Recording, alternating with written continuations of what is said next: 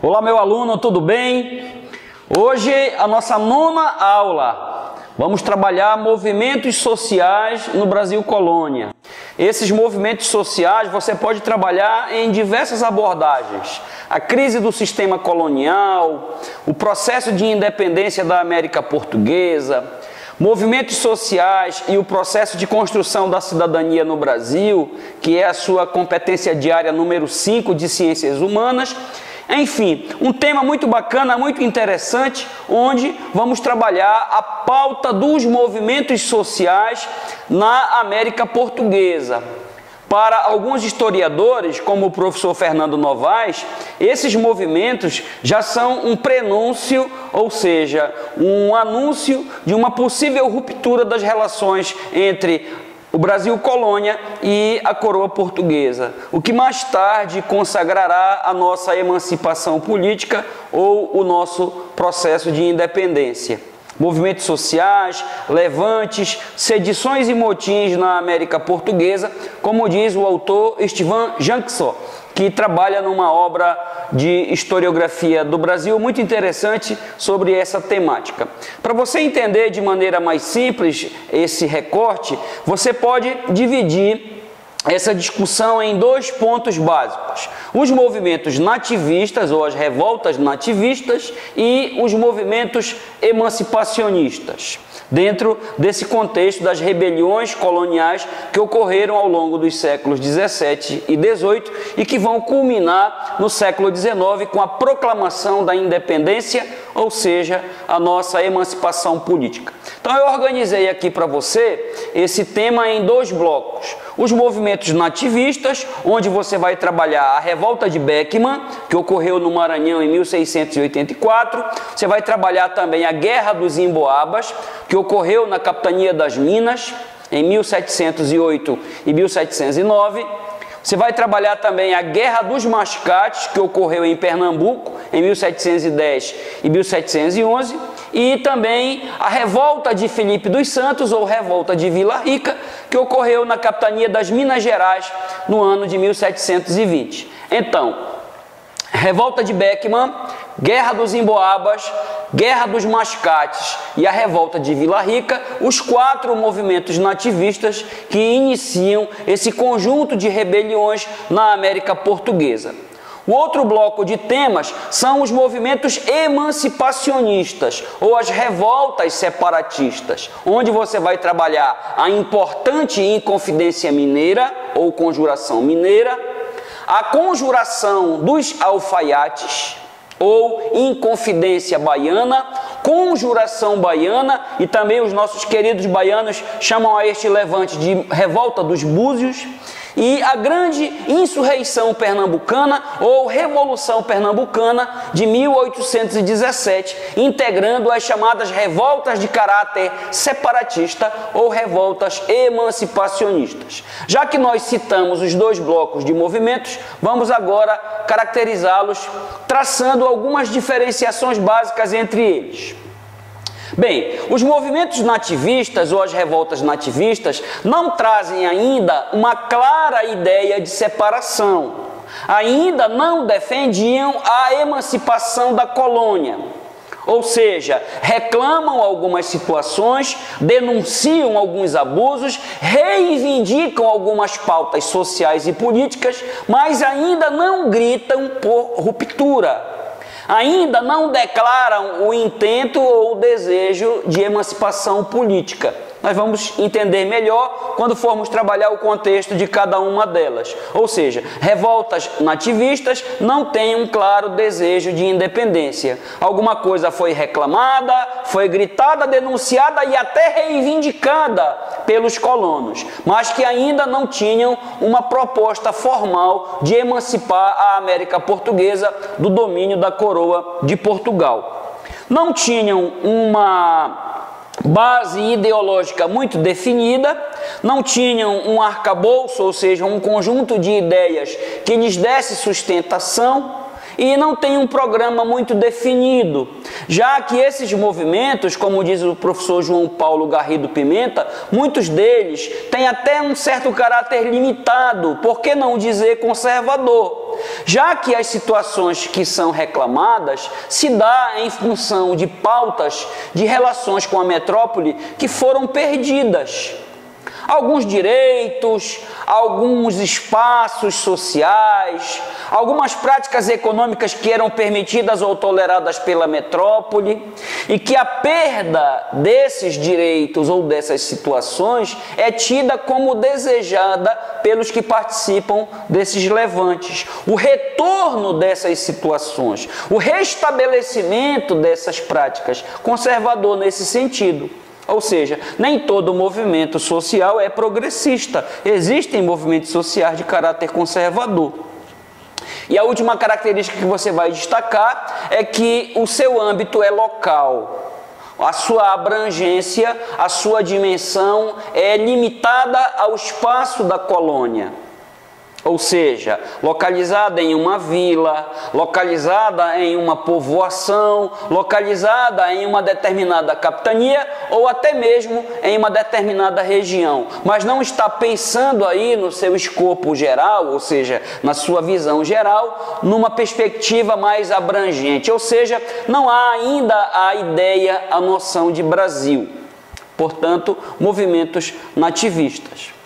Já em se tratando dos movimentos emancipacionistas, são rebeliões com um discurso mais amplo, um ideário mais amplo, uma dimensão mais avançada, até mesmo inovadora, até mesmo progressista, como foi o caso da Conjuração Baiana. Ou seja, são movimentos que já manifestam uma consciência emancipacionista. Ou seja, um entendimento dos partícipes dessas revoltas, desses levantes, de situações as quais eles desejavam reverter de maneira definitiva. Não haverá mais uma conciliação de interesses, não haverá mais uma negociação, haverá, na verdade, um desejo separatista, um desejo independentista, uma luta por independência. E assim você pode afirmar, sem estar em desacordo com a historiografia, ou seja, com o que já se publicou a respeito, é que esses movimentos são movimentos precursores da independência do Brasil. Possuíam a influência dos grandes ideários do século XVIII, como é o caso do importante ideário da Ilustração, o chamado Iluminismo, que divulgou as ideias do liberalismo, tanto o liberalismo político como o liberalismo econômico, trazendo a noção de cidadão, trazendo a noção de direitos, trazendo a noção da relação entre a sociedade civil e o Estado e os fundamentos dessa relação, gritando por igualdade jurídica, gritando pelo respeito de algumas garantias políticas perante o Estado, o chamado liberalismo político, doutrina tão propagandeada pelos filósofos da Ilustração, John Locke, o Barão de Montesquieu, Jean-Jacques Rousseau, Diderot e d'Alembert, os enciclopedistas. Esses movimentos, principalmente a Inconfidência Mineira, a Conjuração Baiana e também a Insurreição Pernambucana, têm um link, têm uma relação muito clara, muito perceptível com as vanguardas ideológicas do século XVIII. São movimentos que trazem para a colônia, portanto, o discurso liberal, questionam os laços com a metrópole, questionam a condição colonial, questionam o exclusivismo, os monopólios metropolitanos, os privilégios que eram concedidos aos comerciantes portugueses, a elevada tributação, a violência com a qual a coroa lidava com os sujeitos que se sublevavam em relação aos seus interesses. Portanto, movimentos amparados na filosofia liberal iluminista. Esses movimentos têm uma abrangência regional e, para alguns autores, o que já é muito criticado pela revisão da historiografia, um caráter nacional. Nós não concordamos muito com essa ideia de que esses movimentos são precursores da independência do Brasil. Não se pensava uma unidade nacional, não havia uma consciência ou uma identidade nacional já consolidada. Eram muito mais grupos lutando pelos seus interesses. Principalmente, como é o caso da Inconfidência Mineira, interesses econômicos, resguardar a propriedade dos grupos mais abastados, que eram atingidos em cheio pelo arroxo fiscal, a elevada tributação. Portanto, não se pode pensar numa perspectiva de Brasil. Vá para essa interpretação que trabalha com a lógica de que eram movimentos mais regionais. Eles queriam independentizar, emancipar as suas regiões, as suas capitanias. Não estão pensando numa ideia de Brasil enquanto nação, em um contexto mais geral. Portanto, são essas as diferenciações básicas que você deve pontuar sempre que encontrar qualquer enunciado de prova discutindo esses movimentos, essas rebeliões coloniais. Agora vamos passo a passo a esclarecermos as motivações de cada uma delas. A revolta de Beckman no Maranhão, ocorrida no ano de 1684. Esta revolta de Beckman, ela foi um levante armado organizado por fazendeiros ou colonos maranhenses, liderados por dois irmãos, Tomás e Manuel Beckman. Você até encontra em alguma literatura a expressão revolta de Bequimão. Eu já encontrei essa expressão, a revolta de Bequimão, fazendo referência à revolta de Beckman. O que eles questionavam em linhas gerais? Questionavam os abusos praticados pelos comerciantes portugueses, que eram representantes das companhias de comércio. Qual era a prática dessas companhias de comércio? O exercício do monopólio de comércio. O que era o monopólio? A exclusividade na exploração de uma determinada atividade econômica ou ramo de comércio. A Companhia de Comércio do Maranhão e Grão-Pará, uma companhia ou empresa mercantilista criada em 1681 pela coroa portuguesa, com a finalidade de monopolizar o comércio na região Nordeste e na região amazônica. Lembrando que nesse contexto do século XVII, a nossa região, a Amazônia, era integrada a uma região administrativa chamada Estado do Maranhão e Grão-Pará. Revisite lá a aula 2 sobre governo geral, que você vai encontrar um mapa sobre o estado do Maranhão e Grão-Pará, criado em 1621. E a nossa região amazônica, que é conexa, que é acoplada ao Nordeste, estava sob a jurisdição do estado do Maranhão e Grão-Pará. E essa região era explorada por empresas mercantilistas. A função desta empresa, a Companhia de Comércio do Maranhão e Grão-Pará, era controlar o comércio no Nordeste e na região amazônica, fornecer mercadorias aos colonos da região, comprar a sua produção, ou seja, remunerar a produção dos colonos, fazer o intercâmbio de comércio para gerar renda para os colonos e principalmente os lucros para o setor mercantil e os impostos que seriam recolhidos para a coroa portuguesa.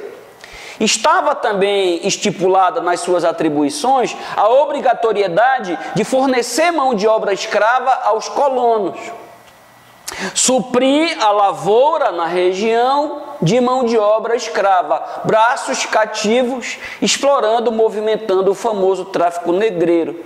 Entretanto, essas funções não eram cumpridas a contento, não eram cumpridas adequadamente na interpretação dos colonos. Ou seja, não havia uma responsabilidade por parte desses colonos, a relação era sempre prejudicial aos moradores da região, tanto do estado do Maranhão como da região amazônica.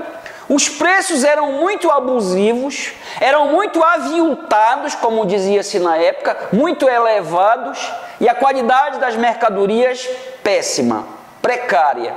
Isso, claro, vai desagradar aos colonos. Preços muito altos, qualidade muito baixa. Então essa inequação vai ser desaprovada pelos colonos. Pagavam um preço muito alto pelo arroz, por exemplo. O arroz vinha sem o acondicionamento, sem o armazenamento necessário, trazidos em barcaças, em meio a outros materiais, a outras cargas, de um preço muito alto. E quando esses empresários e comerciantes portugueses iam comprar o produto dos colonos maranhenses e amazônicos, jogavam os preços lá para baixo. Então você vai perceber aí a relação de abuso, você vai perceber aí a relação que é danosa, que é nociva aos colonos maranhenses e amazônicos. Outra situação era a quantidade de escravos desembarcados na região, que, segundo denúncias dos colonos, não era suficiente. Os escravos vinham muito desgastados, eram deslocados de outras áreas da colônia e não vinham numa quantidade que supria a demanda por mão de obra nas lavouras. E assim, colonos maranhenses, liderados pelos irmãos Beckman, denunciaram essa situação à coroa portuguesa. Os altos preços cobrados pelas mercadorias comercializadas na região, as péssimas condições destas, a falta delas ou a escassez e o baixo preço pago pelas mercadorias da região, o algodão, o fumo e as chamadas drogas do sertão ou produtos da floresta, além da quantidade insuficiente e os altos preços cobrados pelos escravos fornecidos aos colonos maranhenses.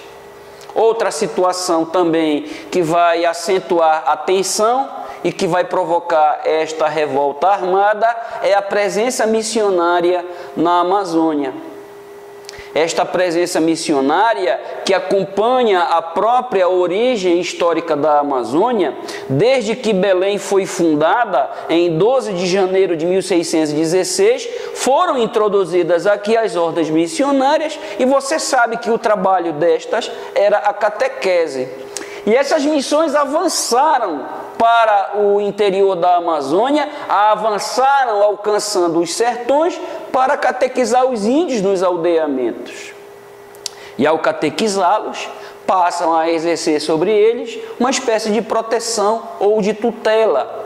E além disso, as missões eram denunciadas pelos colonos de explorarem os indígenas e impedirem que eles servissem aos colonos. Então passou a haver uma queda de braços, uma disputa entre padres católicos e colonos maranhenses e colonos portugueses na Amazônia pelo direito à escravização do índio.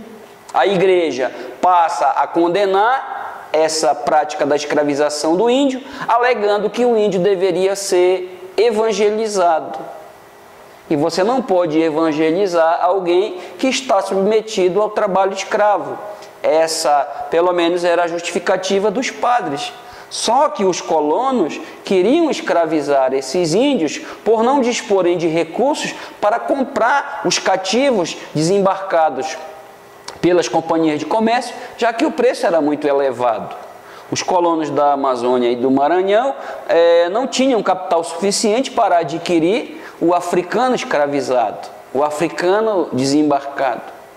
E tentam recorrer, então, à escravização do índio. E ao recorrerem, vão provocar a reação dos missionários. E assim, para pressionar a coroa portuguesa a intervir nessa situação, tanto de abuso da Companhia de Comércio do Maranhão e Grão-Pará, como tomar uma resolução com relação a essa ingerência dos padres no trato com os indígenas, colonos maranhenses invadiram as cidades de São Luís e de Alcântara.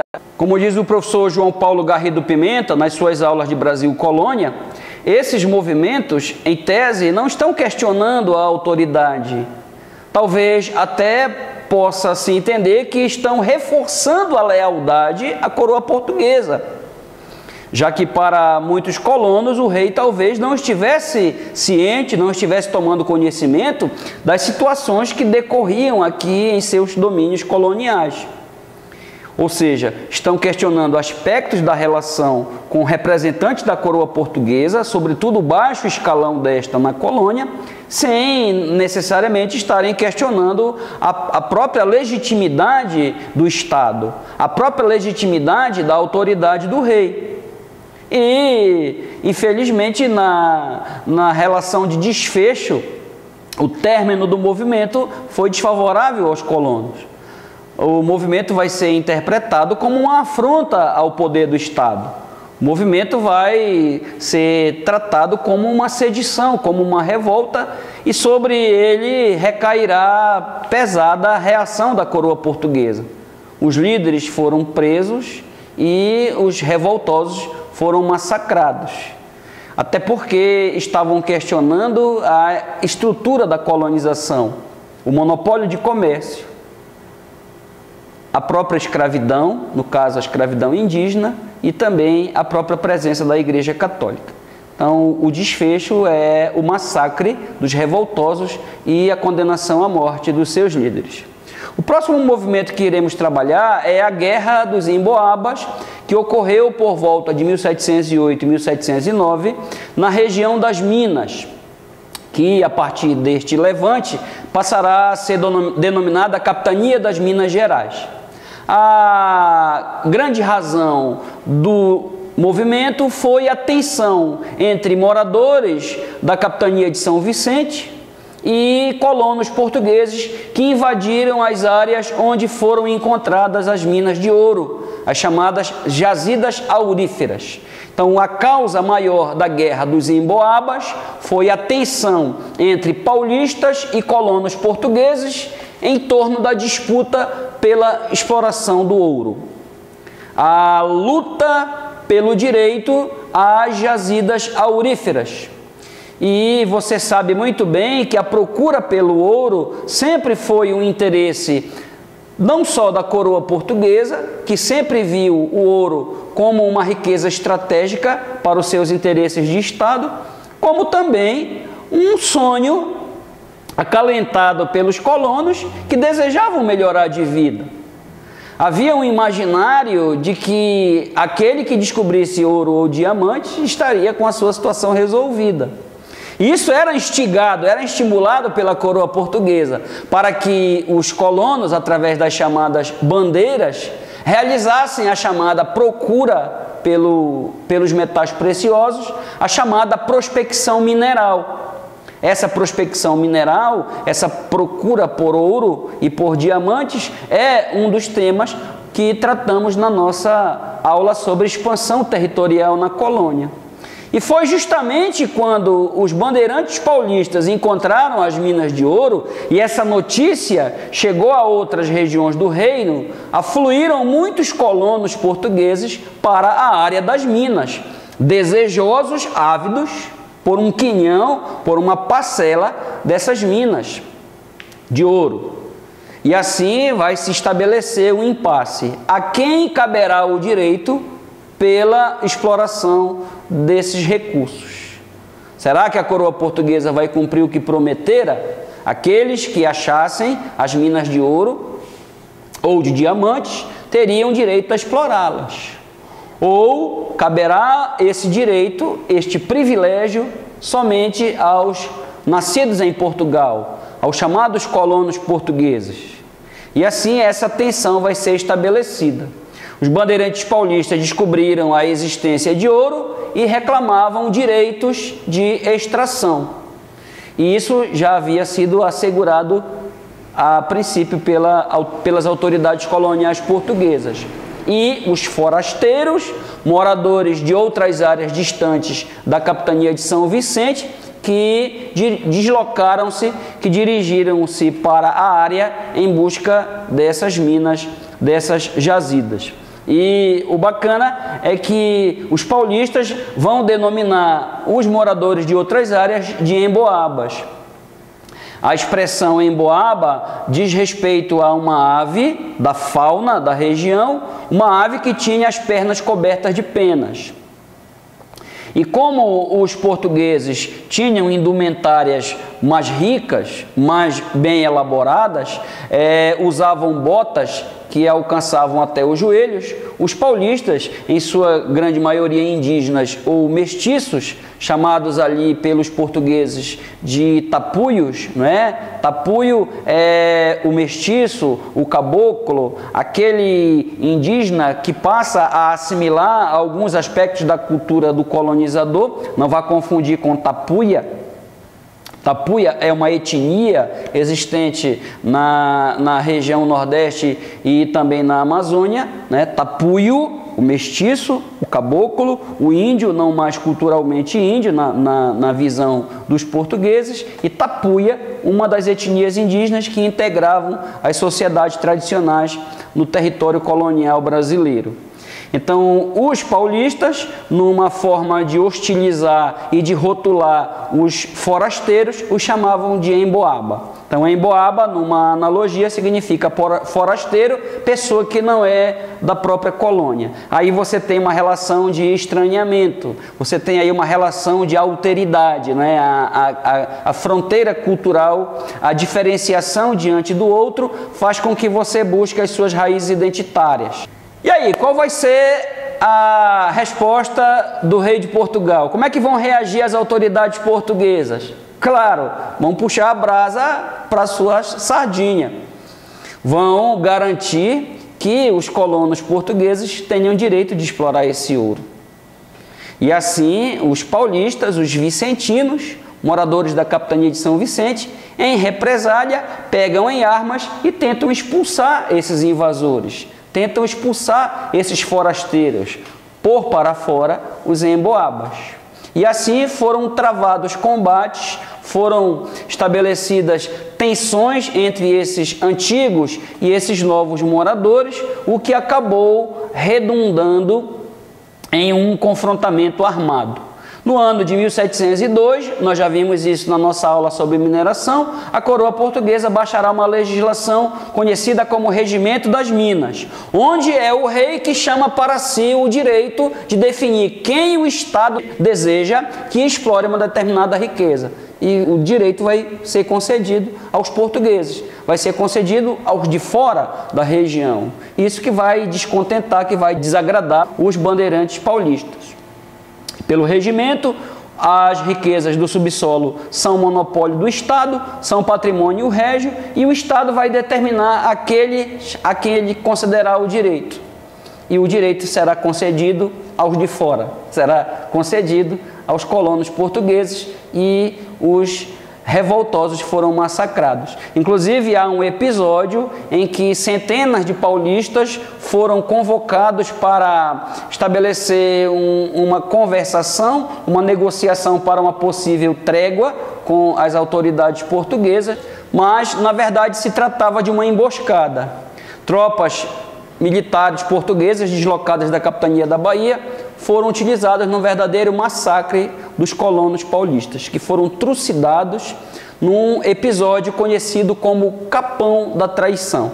Capão significa área descampada, área de campo, e o episódio que exemplifica como os movimentos contestatórios tinham o seu desfecho final. Os colonos não tiveram o seu direito reconhecido, os portugueses prevaleceram nos seus direitos e a linguagem utilizada foi a de sempre. A violência, a repressão, a mão firme do Estado, e a região passou a ser considerada, a partir de 1720, conhecida como Capitania das Minas Gerais. E assim conclui-se o movimento conhecido como a Guerra dos Emboabas. Vamos falar agora de um levante conhecido como a Guerra dos Mascates, ocorrida na capitania de Pernambuco entre 1710 e 1712. Na verdade, a Guerra dos Mascates, ou Guerra aos Mascates, porque eles foram o alvo do protesto, foi uma disputa de grupos de colonos de duas cidades, a vila de Olinda e a povoação de Recife. O interessante é que até 1712, Recife era um distrito de Olinda. Olinda era a sede da capitania de Pernambuco. E Olinda notabilizou-se por possuir uma rica elite latifundiária. Os chamados senhores de engenho, em sua maioria portugueses, que enriqueceram na época do apogeu da lavoura açucareira. Em Recife, que era uma povoação adjacente, conhecia uma atividade mais voltada para o comércio, em razão de ser uma região mais litorânea, mais portuária. Em Olinda viviam os senhores de engenho, os grandes proprietários rurais, e em Recife viviam os comerciantes portugueses, que eram apelidados pelos nativos de mascates. Ocorre que, após a expulsão dos holandeses e a decadência da lavoura canavieira, grande parte dos senhores de engenho, muitos fazendeiros, muitos latifundiários, ficaram arruinados e passaram a contrair empréstimos financeiros junto aos comerciantes portugueses de Recife. Recife, por viver do comércio, tinha uma economia mais dinâmica, interagia com outras áreas da colônia. Viviam do comércio entre o litoral do Nordeste e outras áreas da colônia. Então vai haver aí um paralelismo, uma contradição, um enriquecimento de Recife, uma nova área social e econômica, e uma decadência da tradicional Olinda, uma decadência da região antes destacada pelos negócios ligados ao açúcar. E assim passa a haver uma disputa de espaços. Outra situação, a ruína econômica, isso vai provocar uma certa insatisfação por parte dessas elites tradicionais ligadas à terra, que se auto-intitulava uma nobreza da terra, e uma nova elite que emerge das transações comerciais. E um outro fator é que os comerciantes de Recife passaram a cobrar as dívidas que foram contraídas pelos senhores de engenho de Olinda na época da guerra com os holandeses.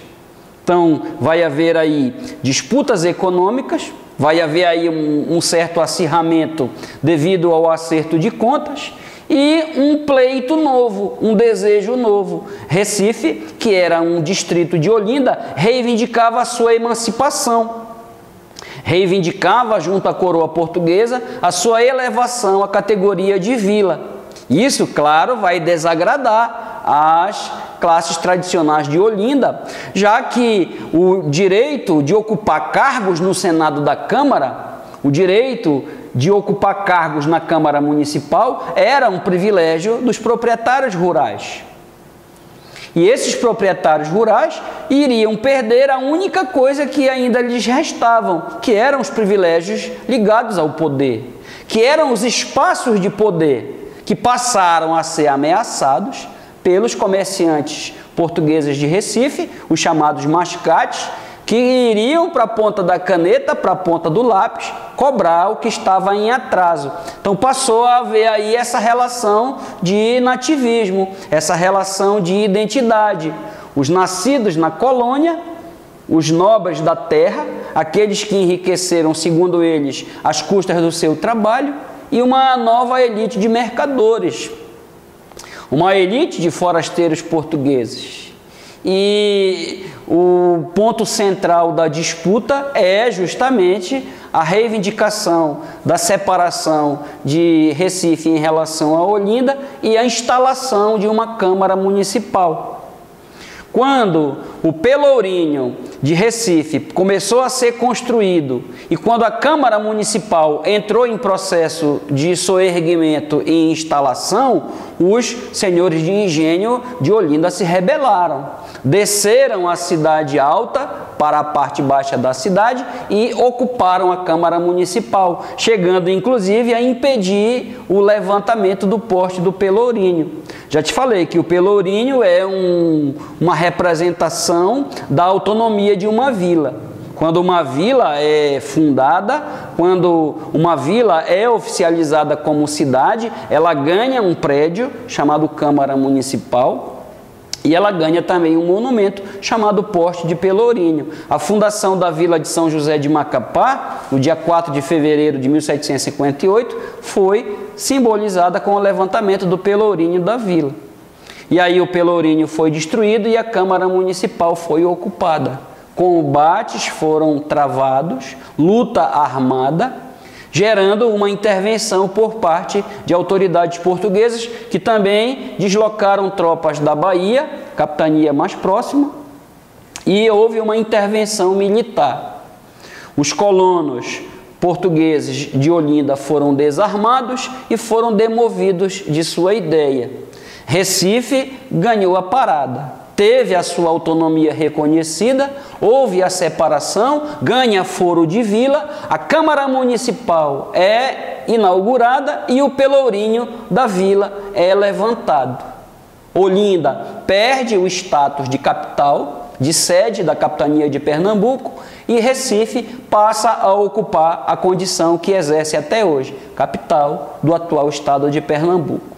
Então essa revolta, essa disputa entre portugueses, comerciantes e portugueses ligados à lavoura da cana-de-açúcar, ela ilustra muito bem as divergências, os atritos que haviam no interior da classe das elites, usando sempre a coroa portuguesa como fiel da balança, usando sempre a legitimidade da obediência ao soberano de Portugal como argumento para atender aos seus pleitos, para atender aos seus interesses.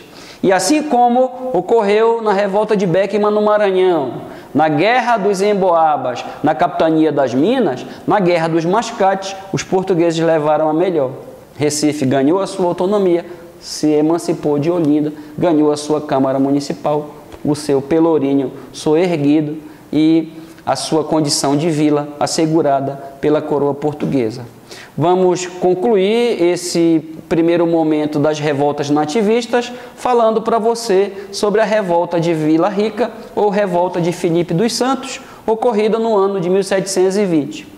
O movimento é bem simples e não é muito diferente dos anteriores dos quais falamos. A principal questão é o excesso de impostos, o chamado arroxo fiscal, e a instalação de um órgão tributário chamado casas de fundição. Você lembra que as casas de fundição eram o órgão da coroa portuguesa, onde os colonos eram obrigados a levar toda a sua produção.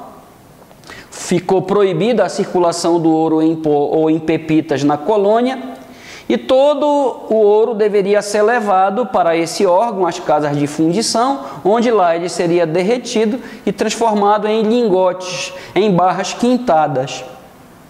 E neste processo seria recolhido os 20% dos direitos da coroa portuguesa, o chamado quinto do ouro. A região de Vila Rica, que hoje se chama Ouro Preto, era uma região sob constante olhar da coroa portuguesa. Ali havia uma presença muito intensa de órgãos e de representantes da burocracia estatal. E uma certa desconfiança destes em relação à conduta dos colonos, sempre de olho nos colonos para verificar se eles não estavam utilizando de alguma artimanha para desviar o ouro e também para sonegar os impostos. E quando houve o anúncio de que uma nova casa de fundição seria instaurada em Vila Rica, os colonos iniciaram um motim. Encabeçados por um fidalgo português chamado Filipe dos Santos, eles argumentaram serem contra a instalação de mais uma casa de fundição. Isso significaria o quê? Mais cobranças, mais impostos, mais arroxo. Tentando impedir que as autoridades portuguesas ali instalassem esses órgãos, os colonos iniciam o protesto. E qual foi a reação da coroa portuguesa? Você já sabe. A coroa portuguesa entendeu isso como uma desobediência à sua autoridade soberana. Houve uma interferência armada.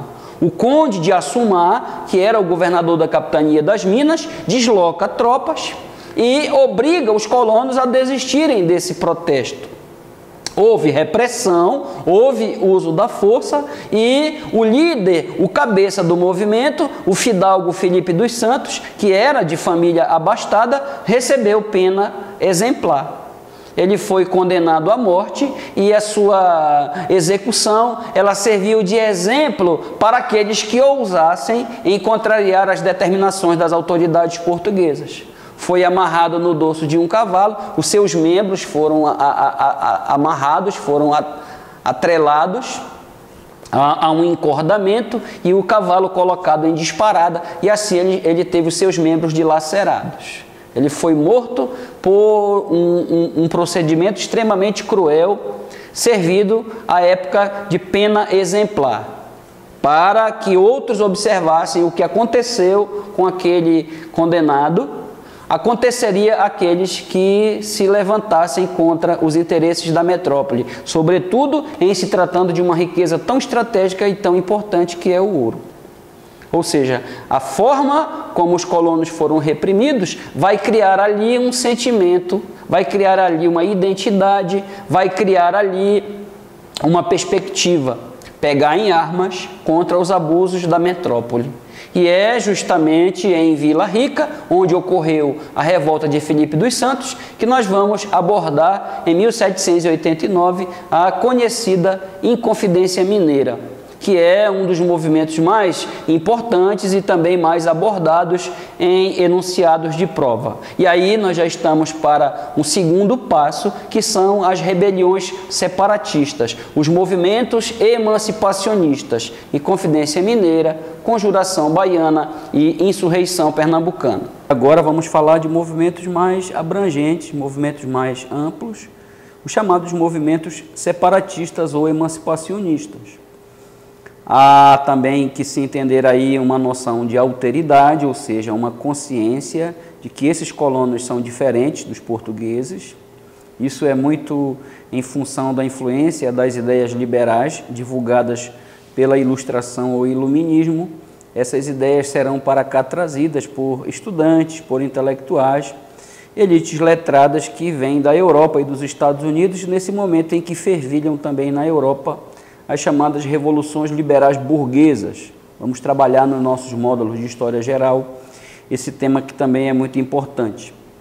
Inspirados por ideais iluministas e movimentos revolucionários, como a independência das 13 colônias, como também a Revolução Francesa e também a independência do Haiti, que precisa ser associada à Conjuração Baiana de 1798. Exemplos de movimentos como a Conjuração Mineira, de 1789, a Conjuração Baiana ou Conjuração dos Alfaiates, de 1798, e a Insurreição Pernambucana, de 1817. Você tem um mapa aqui localizando essas principais revoltas nos seus respectivos locais de ocorrência. Você tem a revolta de Beckman no Maranhão, você tem a Guerra dos Mascates no Pernambuco, a Guerra dos Emboabas na Capitania das Minas e a revolta de Vila Rica, na antiga povoação que hoje se chama Ouro Preto. Também a Revolução Pernambucana, de 1817, na Capitania do Pernambuco, a Inconfidência Mineira, de 1789, e a Conjuração dos Alfaiates, de 1798.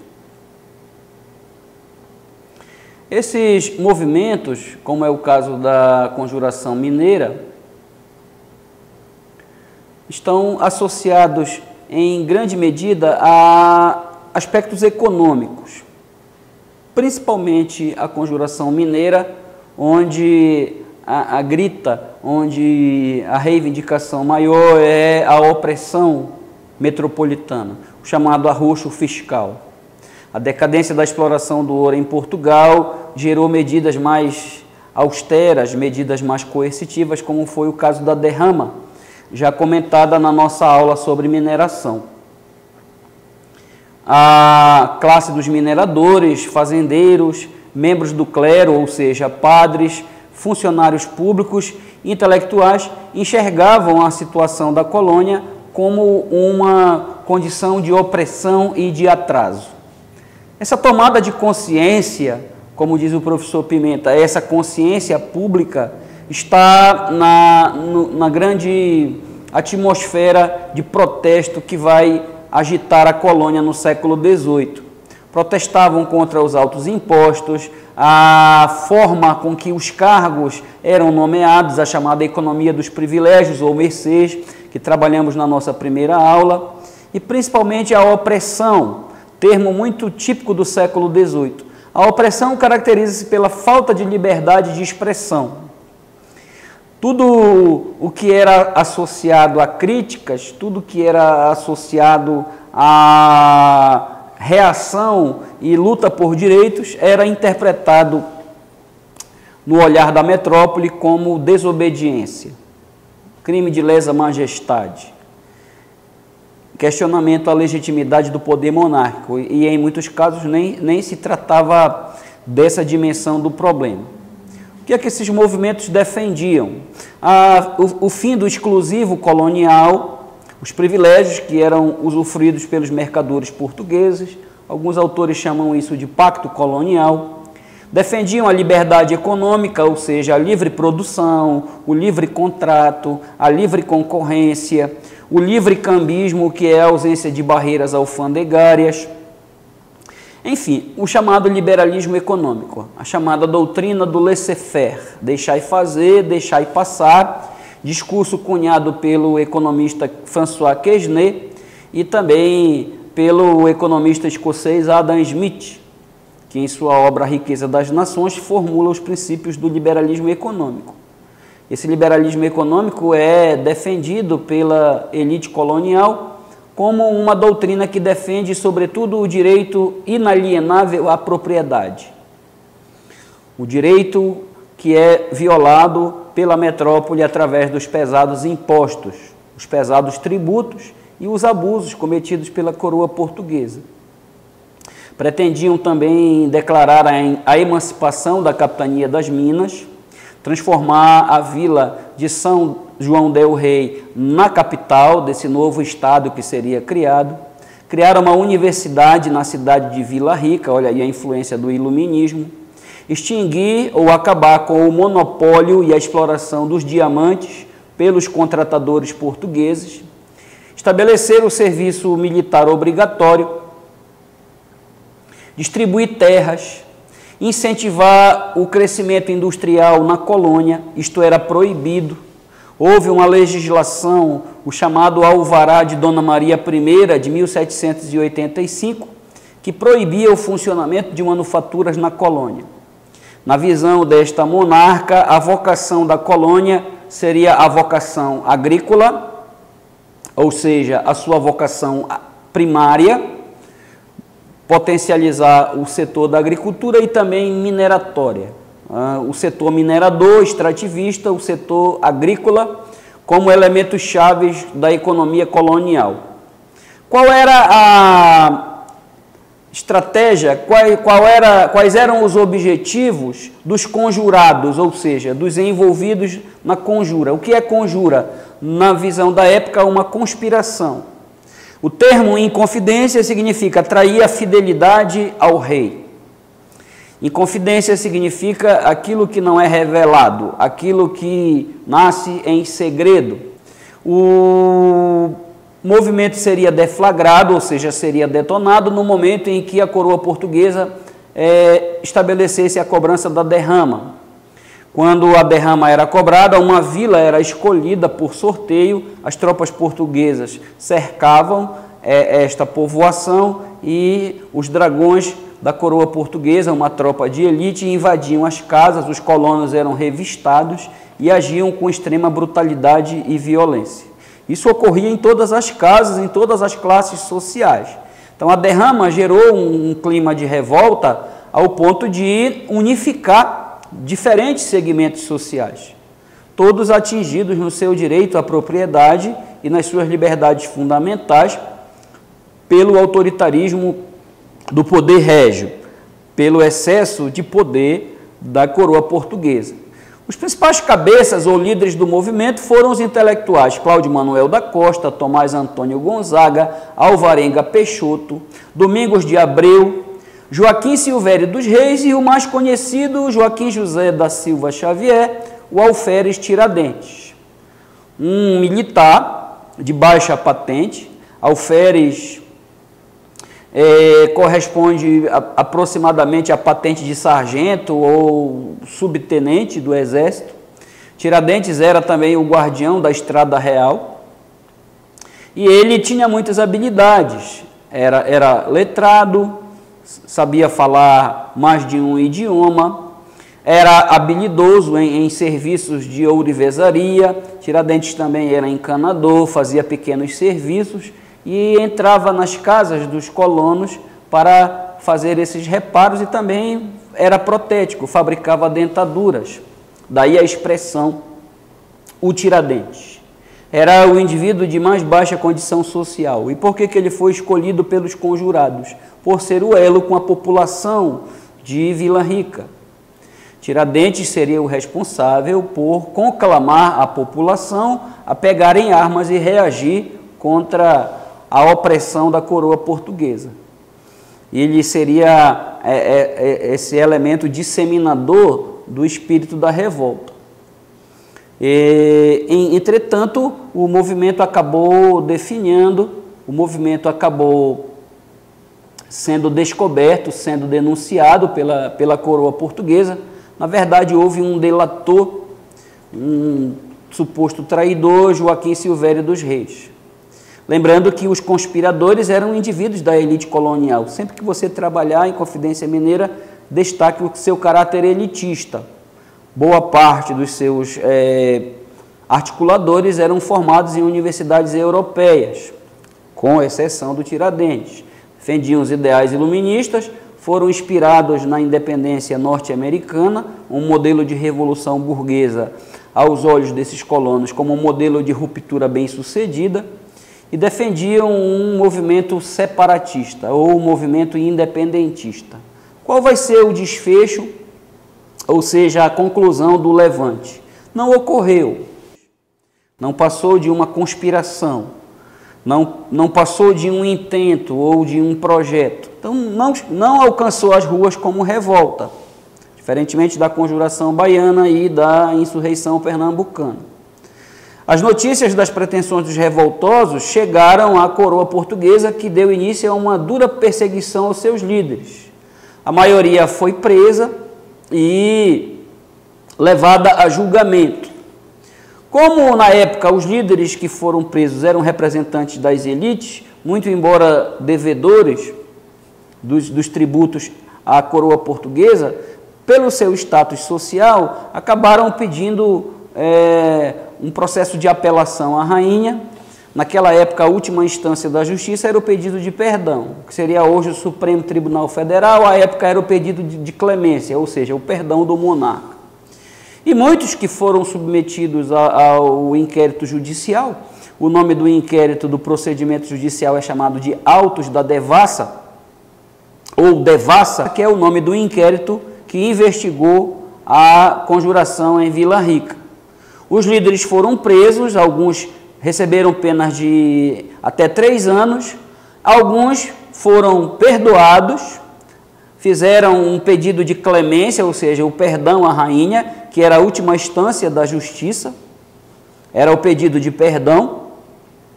Tiveram as suas penas comutadas, ou seja, modificadas. Muitos foram exilados para colônias portuguesas no continente africano e apenas um morreu. Apenas um deles recebeu a pena capital, a pena máxima. Não há nenhuma surpresa disso, o Alferes Tiradentes, pelo fato de ser militar, e o indivíduo de mais baixa condição social foi aquele identificado como o grande cabeça da conspiração. Quando, na verdade, o movimento ele está disseminado até mesmo entre autoridades portuguesas. Havia muitos sonegadores, muitos devedores de impostos, que temiam o peso, a mão forte do Estado. Houve o anúncio da chegada de um novo governador para a capitania das Minas, o chamado Visconde de Barbacena, que teria recebido ordens expressas da rainha Dona Maria I para investigar e punir corruptos e sonegadores de impostos. Então o clima era de medo, era de tensão. Daí porque você entende a adesão de altos estratos da elite de Minas Gerais ao movimento da Inconfidência.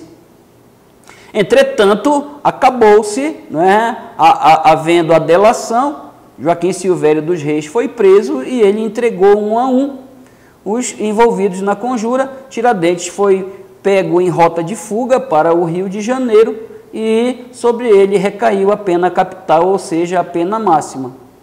Tiradentes foi enforcado e esquartejado, os seus restos mortais foram expostos nos lugares públicos de Vila Rica. A sua casa foi incendiada e o solo foi salgado, e os seus familiares até a terceira geração foram considerados infames. Ou seja, Tiradentes, à época, foi considerado traidor, foi considerado pessoa de conduta vil.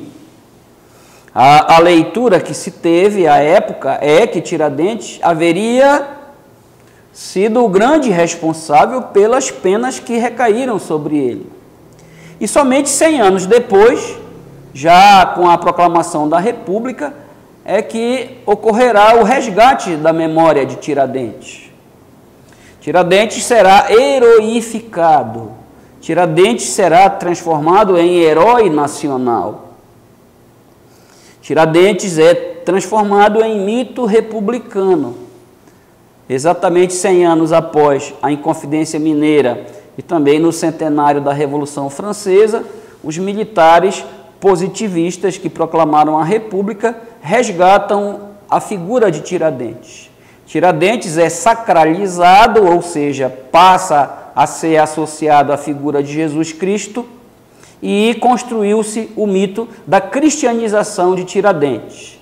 Tiradentes é cristianizado, ou seja, é representado a imagem e semelhança de Jesus Cristo, que você tem uma imagem, uma ilustração do alferes, num óleo produzido por Waste Rodrigues no século XIX, e a pintura de 1893 de Pedro Américo, da Academia Nacional de Belas Artes, em que as partes de Tiradentes esquartejado são distribuídas de tal maneira a formar uma representação do mapa do Brasil, associando a figura de Tiradentes a uma ideia de brasilidade, de nacionalidade. O crucifixo aqui associando Tiradentes à ideia de um mártir, Jesus Cristo, e a sua aparência física, a barba, a cor branca, como se fosse uma representação associada à figura de Jesus Cristo. Uma imagem de apelo universal que provoca uma reação emotiva de adesão ou de apoio a uma causa ou ideia. Então são essas associações simbólicas que você chama de representações. O que são as representações? É tudo aquilo que você traz do passado para o presente, adequando aos interesses políticos e ideológicos do presente. É você reinventar o passado no presente, trazer o passado para a formatação de interesses do presente. Que não se pode manipular o passado, reinventar o passado, o acontecido. O que se pode é construir narrativas a respeito do passado. E essas narrativas do passado você as chama de memória. O que é a memória? A presença daquilo que está ausente. Um passado ausente é presentificado através das imagens, através dos símbolos ou representações. Agora vamos falar da Conjuração Baiana, de 1798, também conhecida como Revolta dos Búzios, na Bahia. É um movimento com conotações bem mais populares. Na verdade, é um movimento que reuniu uma diversidade de grupos sociais, apresenta uma composição social mais ampla se comparado à Inconfidência Mineira.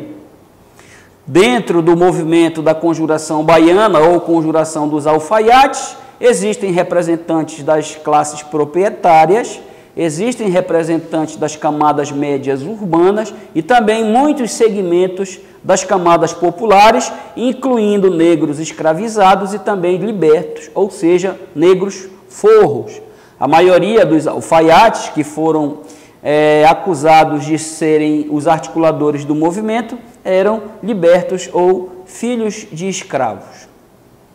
Artesãos, comerciantes, funcionários públicos, muitos negros livres e escravizados, intelectuais, profissionais liberais e também membros da maçonaria. A loja maçônica Cavaleiros da Luz foi importante na Conjuração Baiana por divulgar, por disseminar, através da imprensa, através da propaganda revolucionária, a plataforma da conjuração, o programa da conjuração. A burguesia, a elite colonial, abraça a causa desses movimentos separatistas em torno dos ideais do liberalismo. E não somente a influência do ideário liberal da Revolução Francesa, como também o ideário revolucionário da independência do Haiti. A chamada Revolução do Haiti, de 1794, em que a independência do Haiti foi sui generis. Foi o único movimento da história colonial em que o poder foi tomado pelos setores escravizados. Toussaint Louverture e um outro escravo chamado Dessalines foram os mentores da independência do Haiti. Os escravos reagiram com armas à opressão dos seus senhores, tomaram as terras dos grandes proprietários e senhores de engenho franceses no Haiti e incendiaram as suas propriedades. Muitos senhores foram assassinados pelos seus escravos. Esse exemplo da Revolução Escrava, primeiro movimento independentista conduzido pela mão escrava, vai representar uma ameaça às elites em toda a América Latina. É o chamado medo do haitianismo. O que é o medo do haitianismo? O processo histórico sendo conduzido pelos setores subalternos, pelos segmentos mais excluídos, ou seja, os negros escravizados e libertos. E foi justamente esse medo do haitianismo que fez com que muitos conjurados que inicialmente haviam apoiado a causa da conjuração baiana a abandonassem. O movimento esvaziou-se com a saída de muitos proprietários, que inclusive o delataram e apoiaram as prisões e a forte repressão ao movimento na Bahia. Defendiam a implantação de uma república. Haverá de chegar o dia em que todos seremos franceses, numa acepção, numa referência ao discurso revolucionário dos jacobinos, os chamados liberais radicais na Revolução Francesa. João de Deus, Alfaiate, um dos representantes do movimento baiano, teria proferido essa frase, essa narrativa, esse discurso, associando a causa baiana à causa francesa, ou seja, a causa republicana, a causa democrática e, no caso da influência da conjuração baiana, a influência da revolução haitiana, a causa abolicionista. A abolição da escravatura seria proclamada pelo próprio esforço do escravizado. O protagonismo histórico do escravizado como uma ruptura com o mundo da escravidão. Também pretendiam a separação da capitania da Bahia em relação ao Império Português.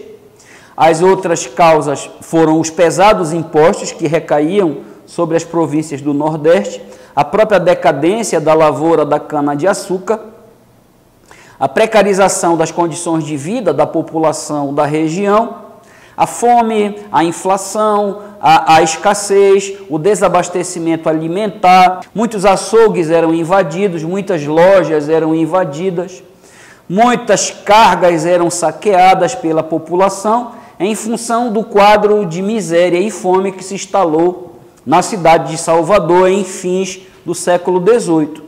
Do ponto de vista das elites, havia uma insatisfação desde o governo pombalino, que transferiu a sede da colônia para a cidade do Rio de Janeiro. Salvador perdeu o status de capital do Império Português no Brasil e as elites, consequentemente, sofreram um esvaziamento da sua importância econômica. Foram excluídas, foram alijadas das estruturas de poder e dos altos cargos da burocracia estatal. Daí o apoio de funcionários públicos, de intelectuais e profissionais liberais à causa da conjuração dos alfaiates. Defendiam o fim dos monopólios de comércio, a extinção do pacto de dominação metropolitana, o fim do pacto colonial, a proclamação de uma república, de um governo popular e democrático e a abolição da escravidão, assim como a extinção dos privilégios ligados à cor, ou seja, o fim da discriminação racial no Brasil. Diferentemente do programa da Inconfidência Mineira, que não fez referência à abolição da escravidão, isso é perfeitamente compreensível na medida em que você compreender, que você entender que os cabeças da Inconfidência Mineira eram senhores de escravos, eram proprietários de escravos e defendiam o escravo como uma propriedade privada dos seus senhores. Logo, a Inconfidência Mineira tem esse diferencial programático ideológico em relação à Conjuração Baiana, que defende também a emancipação social. Defende, simultaneamente, uma emancipação política, ou seja, a independência da Bahia, a proclamação da República Baiense e também a instauração de um regime republicano e a abolição da escravatura. Nisto, ela se diferencia de forma bem acentuada do programa da Inconfidência Mineira. Não esqueça de destacar as condições de vida da população local, extremamente difíceis e marcada por um certo abandono por parte da metrópole. A maioria dos líderes tiveram inspiração no radicalismo liberal. Isso vai, em um certo momento, colocar em xeque alguns interesses das elites. Destacou-se na conjuração dos baianos a figura do médico e cirurgião Cipriano Barata. Cipriano Barata foi um ativista político muito conhecido no século XVIII e também no XIX. Participou da conjuração dos alfaiates, também apoiou a insurreição pernambucana e foi deputado brasileiro nas cortes portuguesas a partir de 1815. Era conhecido por um rótulo até discriminatório como o farrapo, pelo fato de trajar-se de maneira módica, de maneira simplória. Os deputados das cortes portuguesas o chamavam de farrapo. Mas, na verdade, o grande ideário de Cipriano Barata, que era também membro da maçonaria, era um grande defensor das ideias do liberalismo radical, era a defesa da República. Então, a ideia de farrapo, de farroupilha, passará desde muito cedo a ser associada a abolicionismo e a ser associada a republicanismo. Os líderes da conjuração, que foram indiciados e presos pelas autoridades coloniais portuguesas, João de Deus Nascimento, Manuel Faustino dos Santos, que eram alfaiates e também eram mulatos, Luiz Gonzaga das Virgens e Lucas Dantas de Amorim Torres, que eram soldados e também eram mulatos. Todos filhos de escravos e representantes das camadas mais baixas dos estratos da sociedade baiana.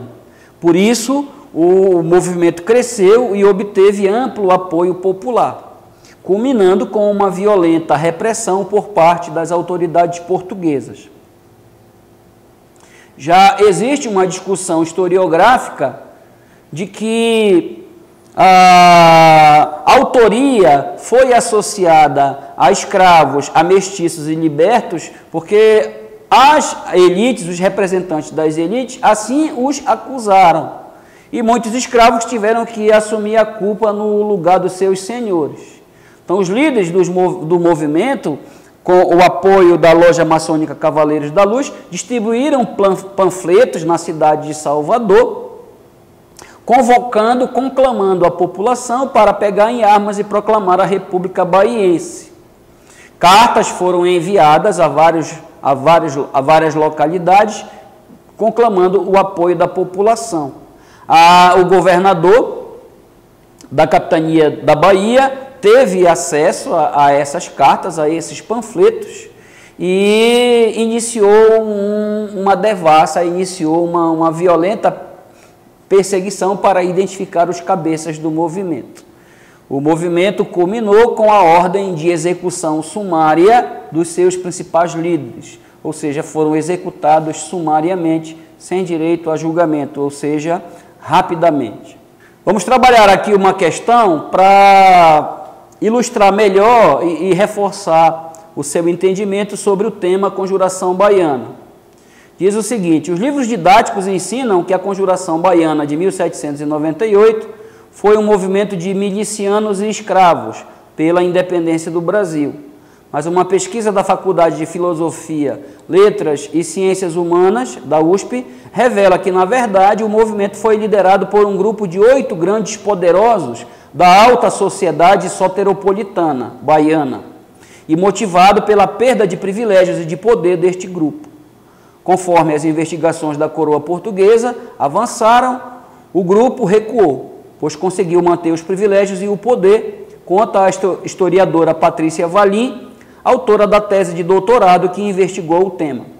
Encontramos documentos que mostram que esses poderosos fizeram a pronta entrega de seus escravos à justiça para livrarem-se da acusação de prática sediciosa, o que comprova a participação deles na liderança do movimento. O texto anterior qualifica a pesquisa histórica realizada como, ou seja, há uma revisão historiográfica que questiona o fato de a conjuração dos alfaiates ter sido um movimento com características exclusivamente populares e democráticas, fazendo uma reinterpretação, uma ressignificação a respeito deste tema. Então, o texto qualifica a pesquisa histórica como tradicional, pois percebe os diversos pontos de vista relativos ao fato histórico. Não é tradicional porque está fazendo uma renovação dos estudos, uma revisão historiográfica. Elabora a análise de novos sujeitos, de novos elementos envolvidos no tema. B, inconsistente, pois não revela provas concretas sobre o fato pesquisado. Pelo contrário, as fontes documentais, os inquéritos que foram recuperados sobre o processo da conjuração baiana denotam que há, sim, elementos e indícios de que há outros envolvidos na conspiração. Letra C, reveladora, pois apresenta uma nova versão de um fato conhecido, ou seja, uma reinterpretação, uma renovação historiográfica. Crítica, pois representa apenas o ponto de vista dos vitoriosos, não se trata disso, o ponto de vista dos vencidos, que é tradicionalmente considerado como a principal explicação para o tema, mas também uma outra visão de que a história também é produzida pelas elites, pelos poderosos. E a letra E, questionável, pois não representa uma verdade absoluta. O objetivo do estudo não é apresentar uma verdade absoluta, mas uma verdade outra, uma verdade que possa elucidar, que possa explicar melhor temas aparentemente já convencionais, ou seja, aceitos pela comunidade científica e pelo debate historiográfico. Portanto, a resposta, a letra C, reveladora, pois representa uma nova versão de um fato histórico reconhecido. Então, encerramos aqui a nossa aula sobre movimentos separatistas na América Portuguesa e na próxima aula vamos trabalhar o período joanino, a transferência da corte portuguesa para a colônia, e aí sim vamos trabalhar a insurreição pernambucana de 1817. Um forte abraço e até a próxima aula. Até lá!